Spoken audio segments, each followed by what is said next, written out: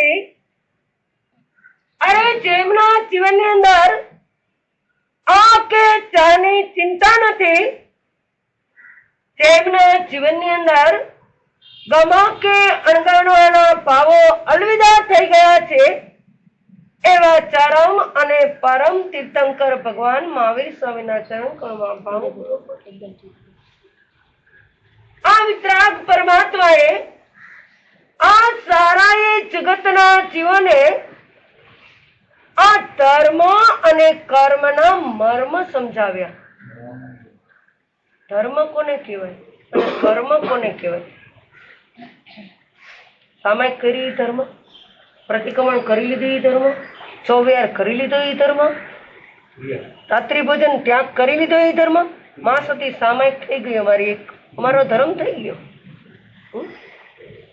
આ ધર્મ અને કર્મના મર્મને સમજાવ્યા કે ધર્મ કહેવાય કોને? કોને કહેવાય ધર્મ? સ્વભાવમાં વસ્તુ સાવો ધમ્મો. ભગવાને કીધું વસ્તુનો સ્વભાવ એ જ આપણો ધર્મ. અને ધ્રુવ ધારયતી ઇતિ ધર્મ. જે જીવાત્માને દુર્ગતિમાંથી પડતા ધારી રાખે એનું નામ છે ધર્મ. અને કર્મ કોને કહેવાય? કર્મ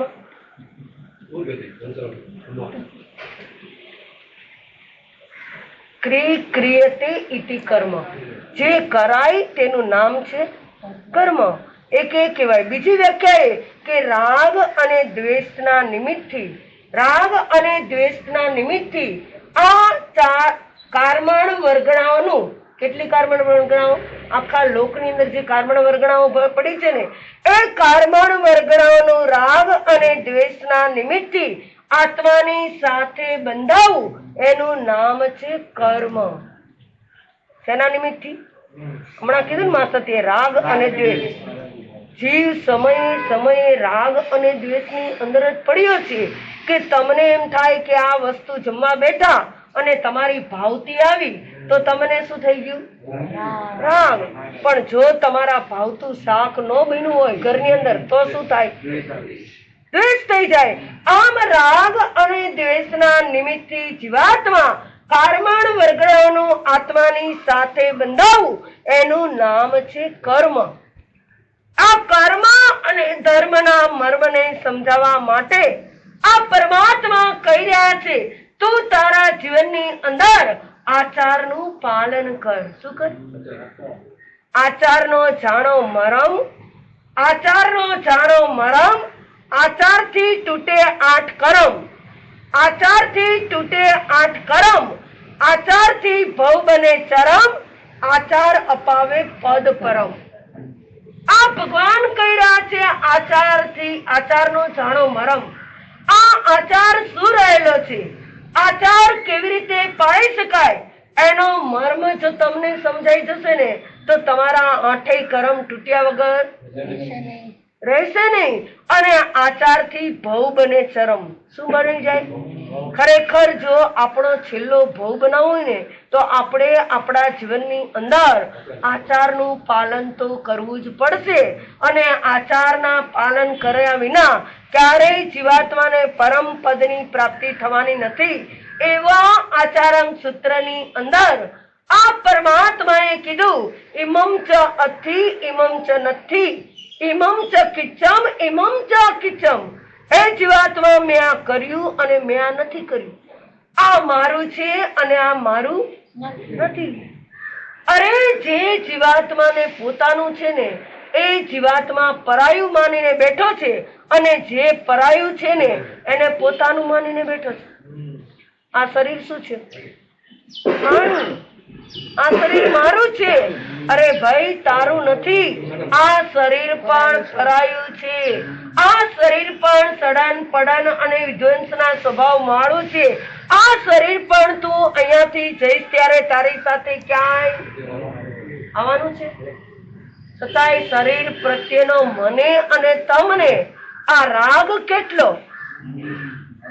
હે, સવારના પોરમાં ઉઠતાની સાથે આ શરીરની પૂજા કરવાની અંદર કેટલો સમય કાઢશો? સાચું કહેજો. હે, સવારમાં પોરમાં ઉઠો એટલે સૌથી પહેલું કામ શું કરશો?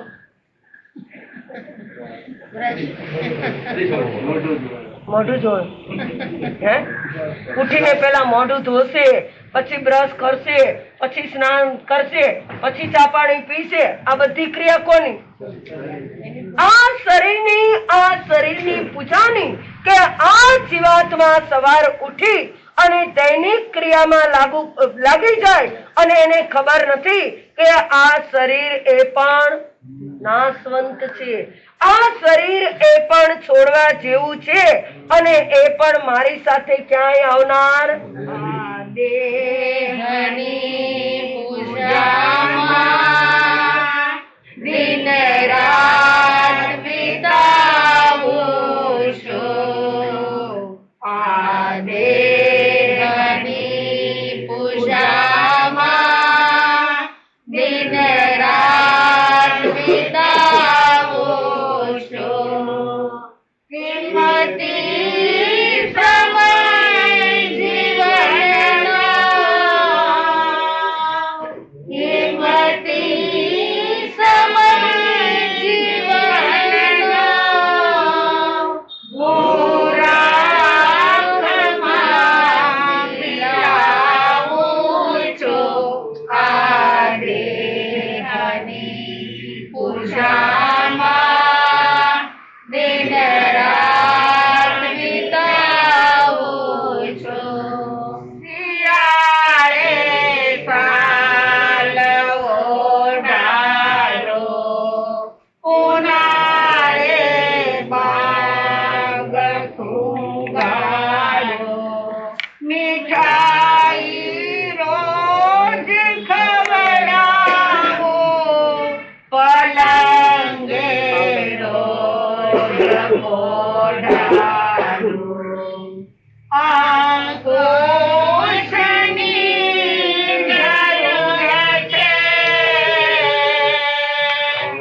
આંખો શની જરૂર છે, ત્યાં લાડ હું લડાવું છું, આ દેહની પૂજામાં દિન રાત વિતાવું છું.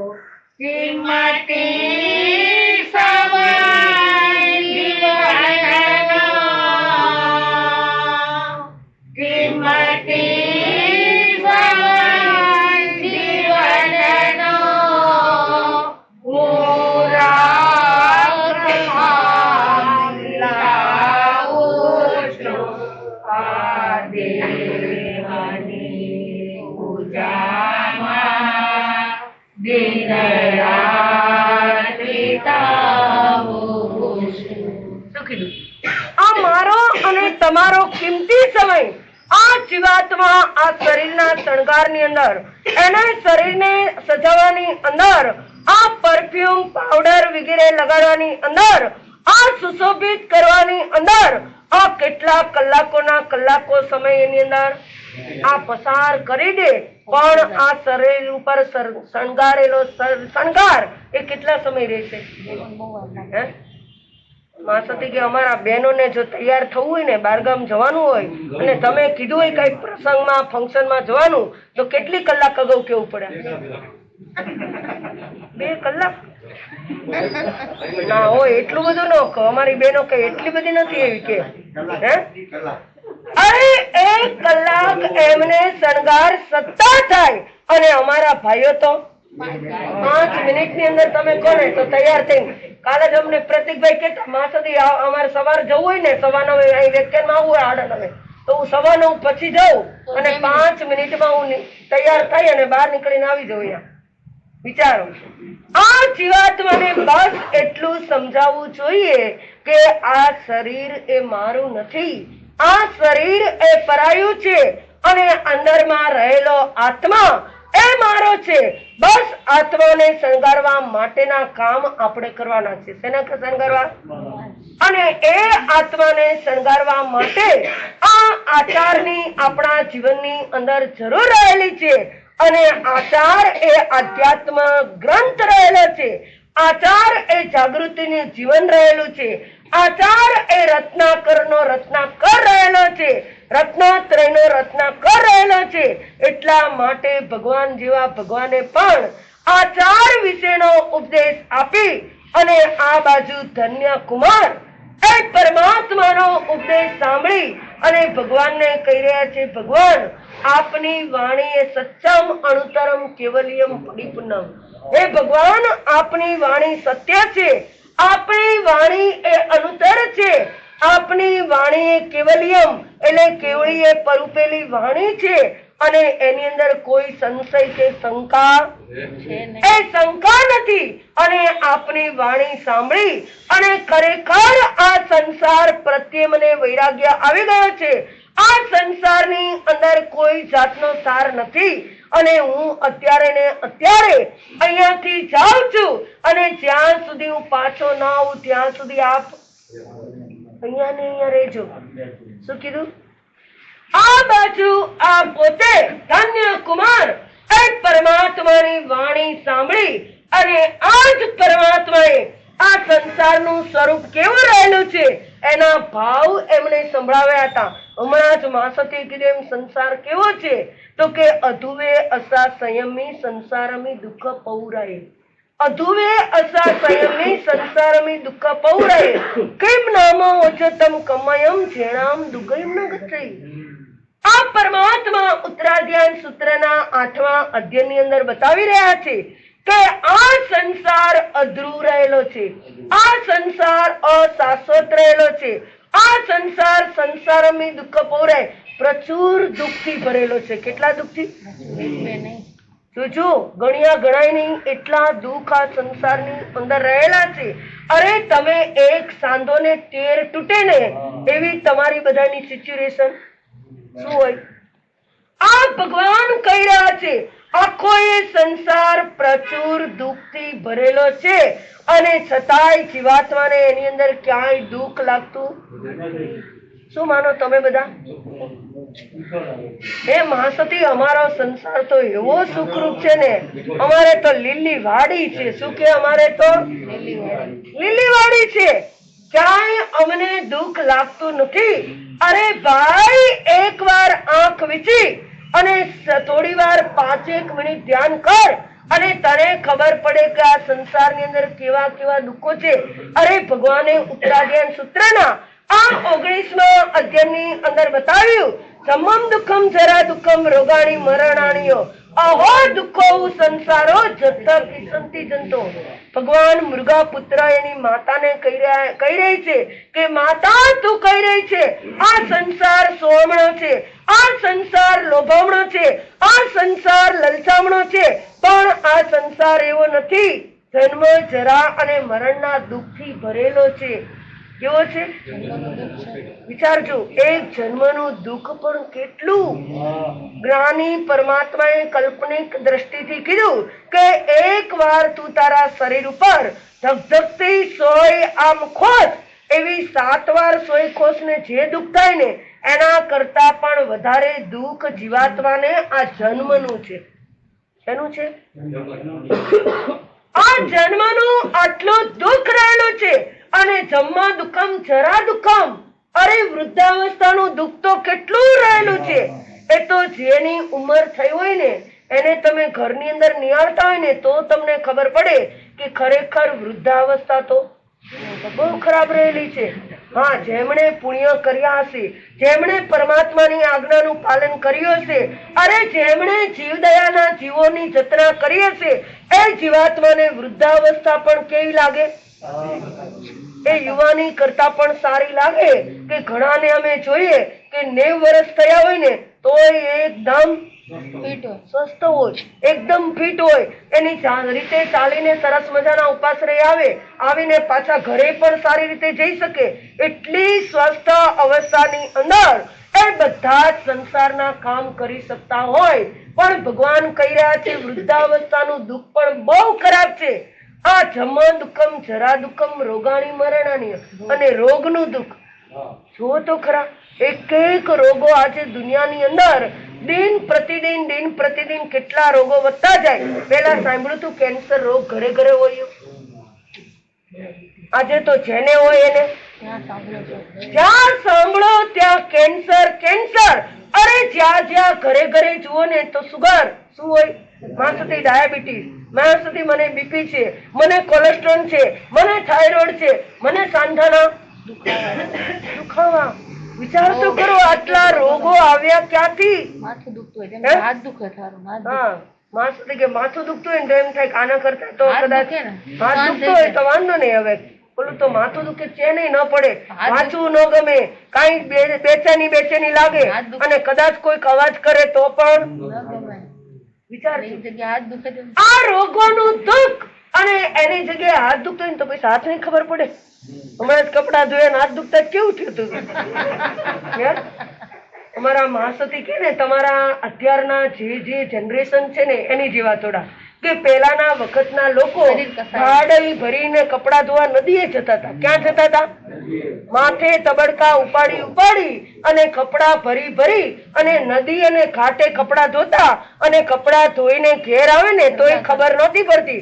અને અત્યારે જો અત્યારના જનરેશન વાળાને એ ઘરમાં કદાચ તમે ક્યાંક તબિયત નાજુક હોય અથવા અચાનક બહાર ગામ જવાનું થયું હોય અને કહો કે આજે આટલા કપડા છે એ ધોઈ નાખજે તો શું કરે?